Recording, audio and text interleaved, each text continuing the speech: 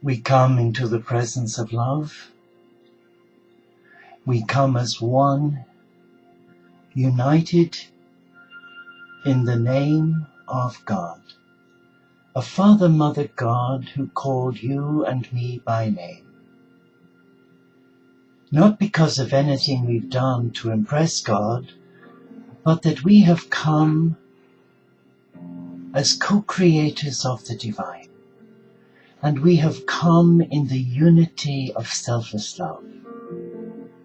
And I welcome you to this 30-minute session, connecting heart to soul to heart, where we embrace the I am presence in love, and where we come as a child of love, trying to discern what is the cosmic Christ saying to your heart and mine as we approach December 21st, 2012.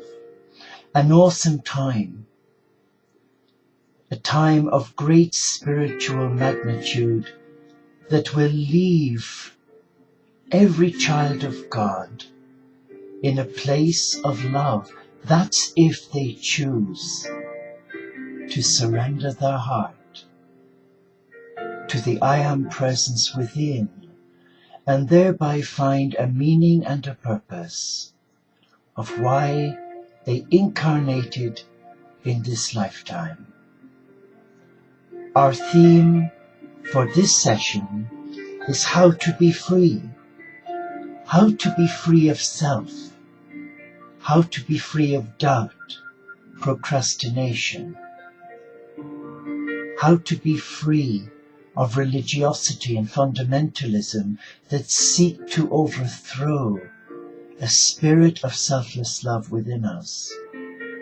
How to be free, to fall in love with our first love, the I am presence.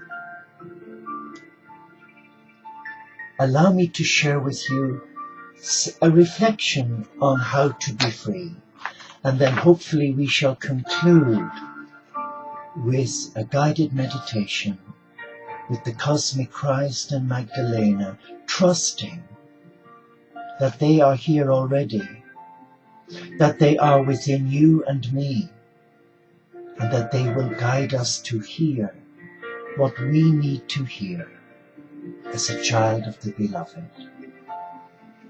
Detachment, it says, frees us from the control of others. No longer can we be manipulated by people who hold our livelihoods in their hands. Things do not entice our imaginations. People do not dominate our destinies. The Desert Fathers renounced speech in order to learn compassion. A charming story is told of Abbot Macarius, and I would like to share this story with you. He said to his brethren in the church at Skeet, "Brethren, flee." Wow. Brethren, flee. Perplexed, one of the brothers asked, "How can we fly further than this, seeing we are here in the desert?" Macarius placed his finger to his mouth and said, "Flee from this."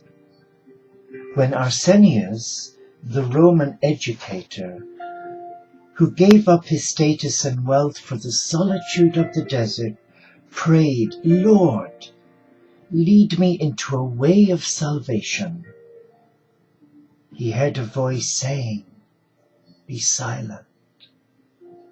Such a difficult thing to do in this modern world, don't you think? We are being bombarded, especially now as we approach Thanksgiving in America. And we should all celebrate Thanksgiving, not just our American brothers and sisters, for we all have lots to give thanks to God for: our life, our daily bread, our freedom. But interestingly, We are bombarded, and now that we're coming into the season of Christmas, such a materialistic slant on Christmas. The children are being bombarded again and again and again at all the peak viewing times, and their poor moms and dads doesn't have a chance because they are being saturated by all the goodies that this world and materialism has to offer. But the Desert Fathers have much to teach you and me today. To be still, to be silent, and to listen to that inner voice. Such courage. Oh, it takes so much courage to listen to that voice in silence. And I, for one, have struggled with that. Yes, I too have struggled, because most of the day I spend in silence. Apart from when it's feeding time, or people knock on the door and they want to chat, or they want you to pray for them, or someone looking for eggs. I value my silence, for it is the time when I can be alone. But sometimes, in that silence, there's a knock on our heart, and sometimes we run away. And recently I spent time running away because my heart told me to let go of so many pressures. But I wouldn't. I guess I was afraid of being weak, being seen to be weak and vulnerable. But then I realized that the God who loves you and me invites us to share how we're really feeling. And sometimes I believe that that takes real courage, to come into the presence of God, to be your true self, to honor who you are, to say it as it is, to embrace with your first love the Creator God, and not be afraid of being seen to be weak and vulnerable, helpless, sometimes undecided, insecure, but to say it as it is, and then listen. Listen to the voice of the Beloved, guiding us what to do next. And though the world may reject us for speaking our truth, and though brothers and sisters whom we love, they may also reject us for daring to step into God's power and speak our truth. Our ego, our head center, may create havoc in trying to create peace and balance and harmony. So we are all on a journey. Each one of us is on a journey. And the journey is to thine own self be true, to honor that voice and not to be afraid of it, as I was recently. But now I realize that we are human, but we are equally divine. And we must try not to compromise our divinity or our humanity, but try and have balance and learn to care for the I Am presence within us by honoring that truth. But that takes God's help, not ours. But you know, the Desert Fathers got it right. Silence is the sister of the divine, said Meister Eckhart. Silence is the sister of the divine. And what a sister to have walk beside you and to shelter you when the storms ravage your spirit, when your weariness and illness leave you feeling quite vulnerable and fractious. Yes, difficult maybe, but in the silence one finds that inner voice which doesn't condemn us. It is the ego that condemns us. It is the ego that prevents us from saying it as it is, from speaking from love. And sometimes what we share is often misinterpreted, often misunderstood. But that is the price of discipleship. There is no point you and me saying we love God if we just give lip service. Jesus didn't give lip service to God. Jesus was a radical thinker. He was, I suppose, a modern-day hippie. He said it as it was, and he didn't care tuppence, especially to those who would dishonor his Father, Mother God. Like the time when the sellers were in the temple, he went ballistic. He certainly exhibited a bipolar tendency, which I guess has affected my life. But he showed such ruthlessness in protecting, in safeguarding, and honoring the presence of the Supreme in his life and in any place dedicated to his Father, Mother God.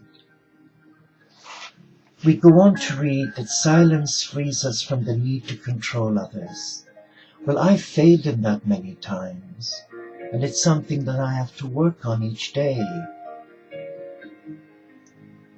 They also say we are accustomed to relying upon words to manage and control others. A frantic stream of words flows from us in an attempt to straighten others out. How true that is. We want so desperately for them to agree with us, to believe in us, to trust in us. And then when the hurricane comes and we speak our truth, wow. You can see the doors closing, the windows and the shutters slamming, and there's no room for you at the inn. There's no room for truth. So let us come to this place this evening, and let us be mindful that in embracing the cosmic Christ, often we have to be true to our heart. We have to be true to our heart. For the heart is the gateway to our soul, our higher self, the gateway to God. And we are so blessed to have such beautiful people in our lives whom God chooses to bring to us.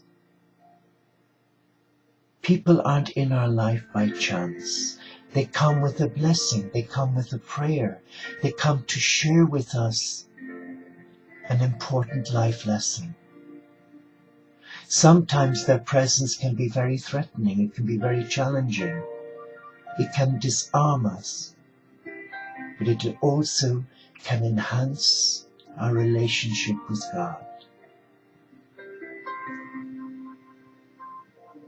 Let us come now, and let us together walk to the table of many blessings, and let us take our place, because we are equal. We are equal with one another. And let us sit and relax in the presence of love. For at this table there is no judgment.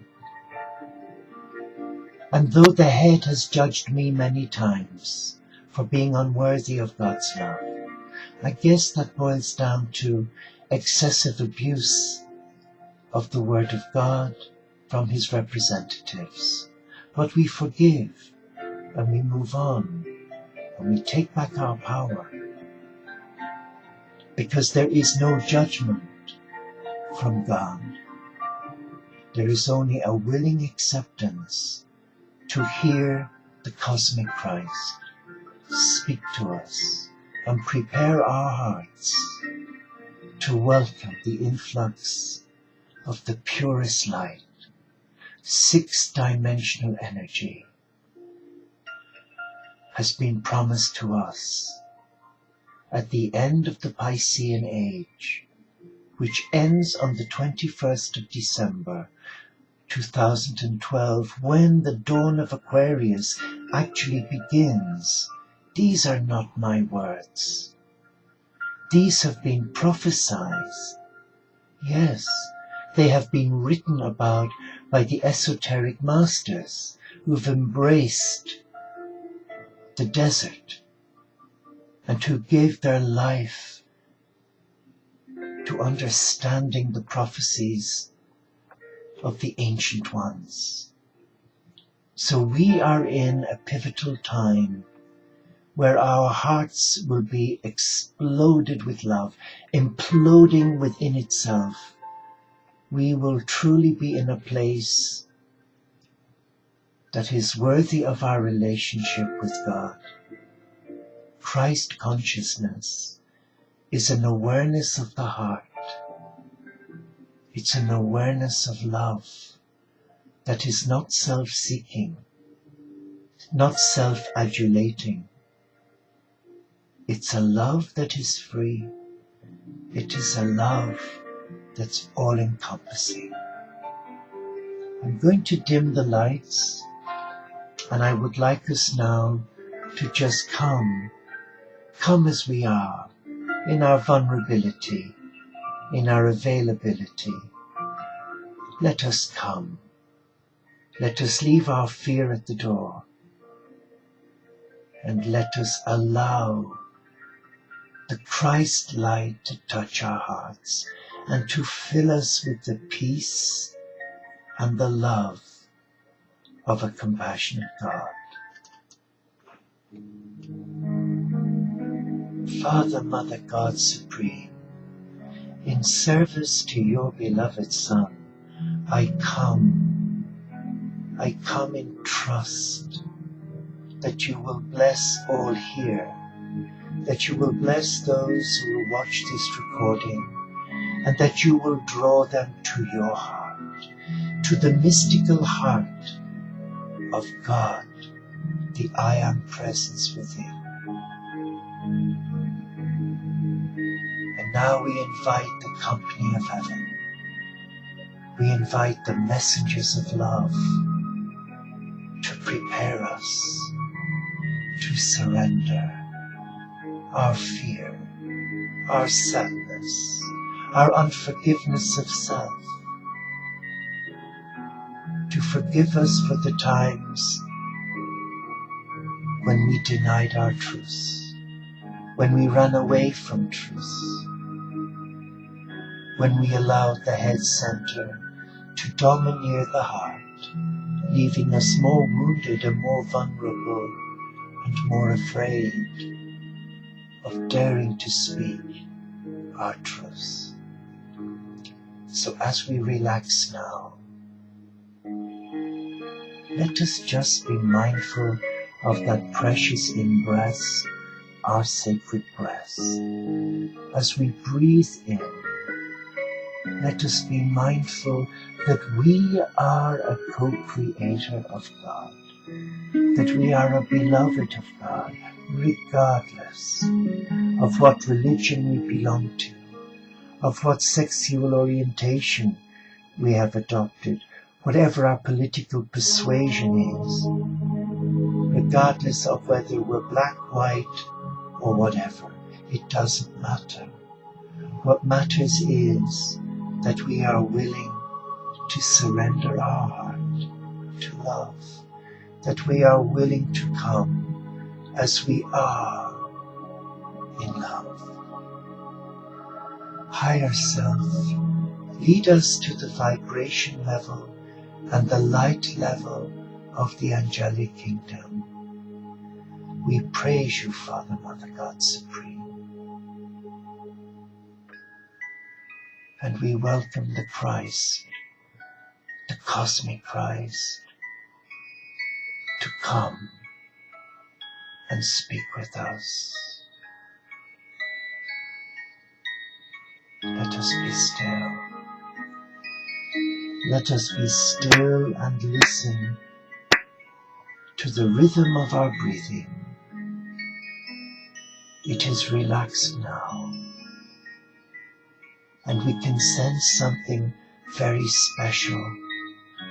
We can sense two heartbeats, our own heartbeat and the heartbeat of the mystical heart of God. And they beat in unison. They beat in love.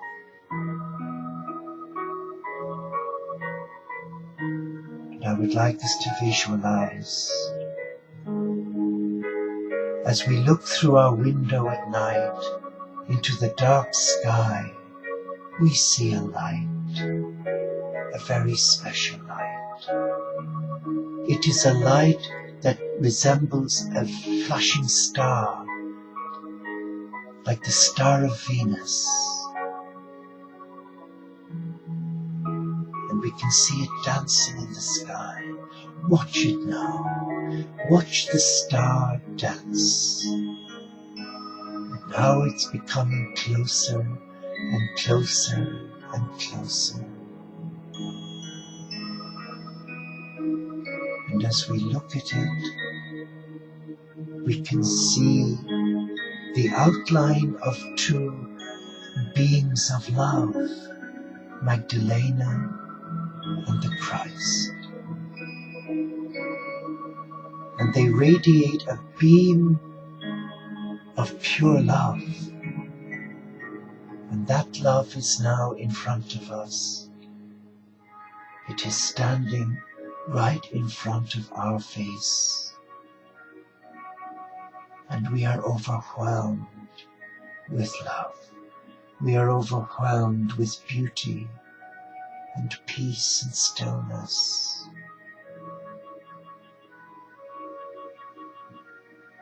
And they raise us from our chair, and they hold us three in one, just like the Trinity, Father, Mother, God, Son, and Spirit, faith, hope, and love. And in the center comes Mother Earth, our beloved Earth Mother Gaia. So now there are four, the number for angelic miracles. And as we each hold one another, there is a stillness in the silence. We are now connected. We are connected as one. And we are loved. We are loved because we are loved. And we can feel the tenderness flow from Magdalena through Gaia, through the Christ, into our heart. And equally we can feel the love, the compassion from the cosmic Christ. As we allow the Christ and Magdalena with Mother Earth Gaia to hold us like this, we feel we are drifting above the earth, and we can now get a glimpse of heaven. It is so surreal. It is so peaceful here, and all is well. And we sense that we are floating in the arms of the Beloved, and all our anxieties, all our fears are being wiped away. And we are receiving an influx of the Christ light, and it's focusing on our head center. It's releasing us from negative karma. It is preparing our head and our beautiful mind to receive the influx of the Christ light at the dawn of Aquarius, when the earth plane and all its inhabitants will receive and see the cosmic Christ. But now we are at peace because we are in love by the Beloved, our first love. And there is no love that can compare with this love. This love is selfless. This love is reverent. This love is all-embracing. This love is forgiving. This love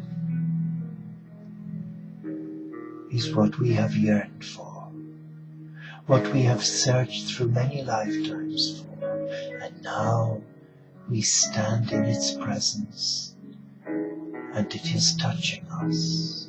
It is healing us on every level. And we are at peace now. We are at peace in the arms of the Christ, Magdalena and Gaia. Relax and receive their gift, the gift of love that will inspire us to trust more, to hope when it's hopeless, to rise up regardless of how we're feeling, not to lose heart, to be at peace within our mind, within our body and spirit, and honor the words we are now given. Speak to us, O beloved Christ,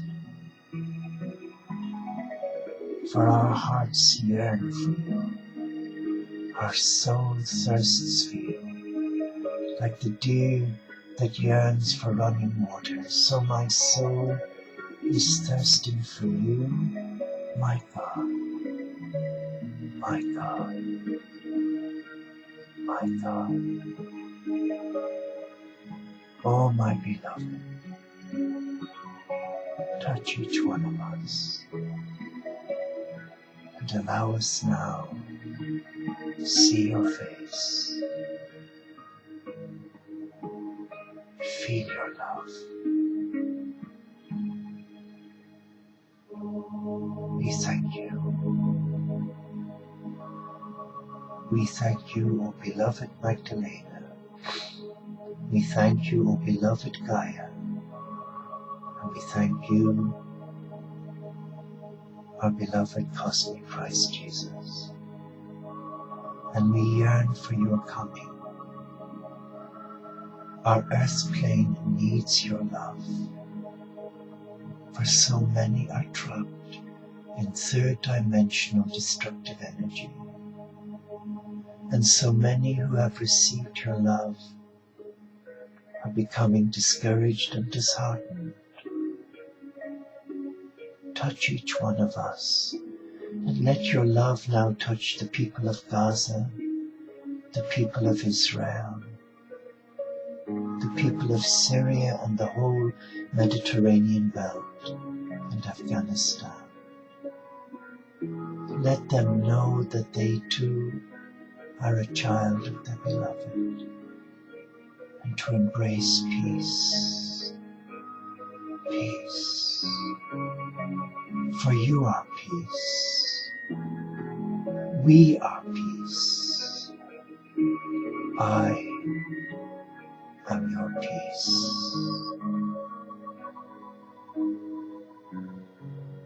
I am who am a child of God, a co-creator of the divine.